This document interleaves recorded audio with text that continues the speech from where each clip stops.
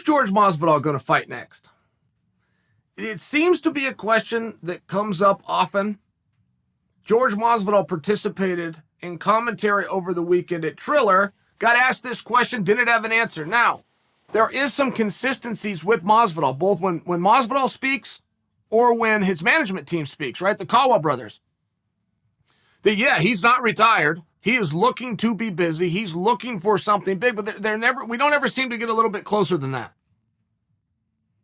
Masvidal doesn't come out and offer to defend the BMF belt. I'm not sure why.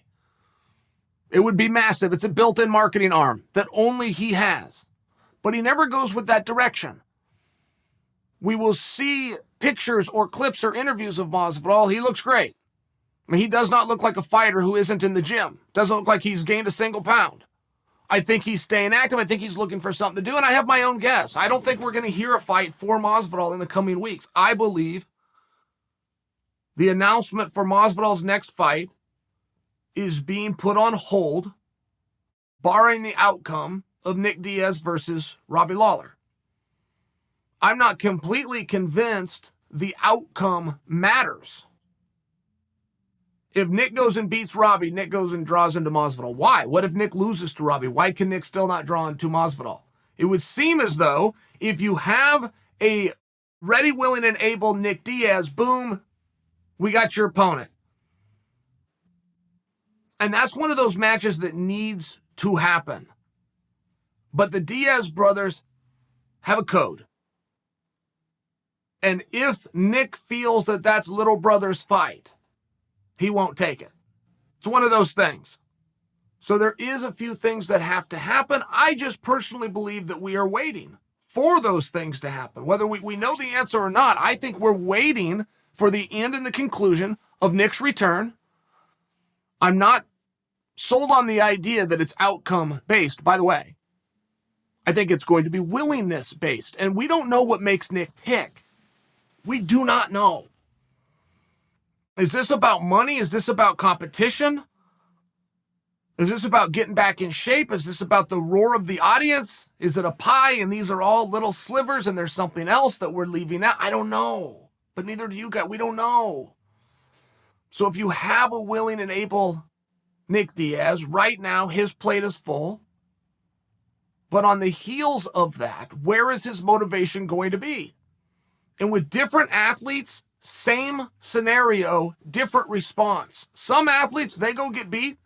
Use Connor, by example. Just happened, and he is red hot. There is no motivation. There is no driver stronger than the fact that he just got beat. Other athletes, they get beat, man. It takes the wind out of their sails, and they go crawl in a hole, and they go away.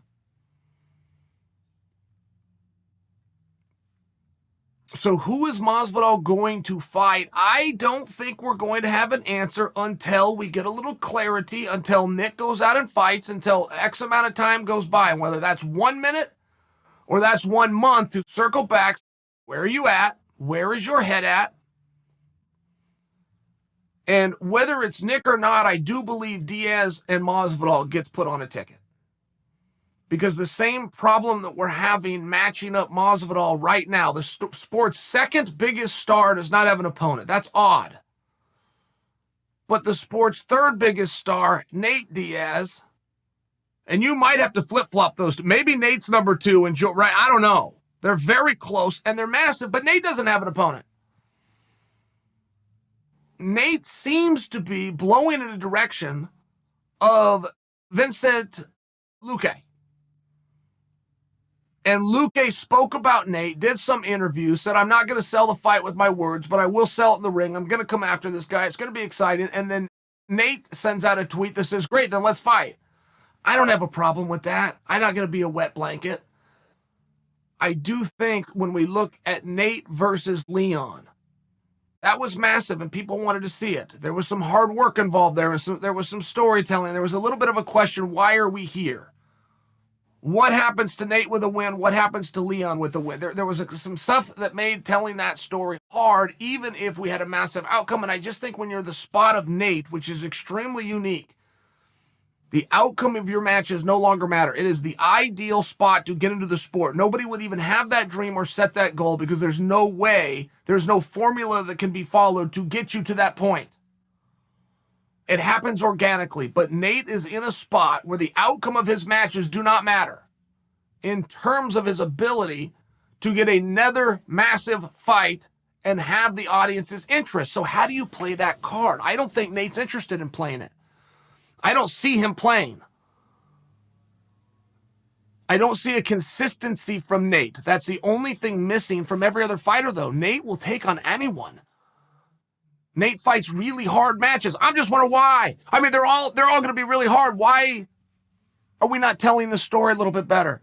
Why are we reserving? Why are we not playing this card that only Nate is holding a little bit more manipulatively?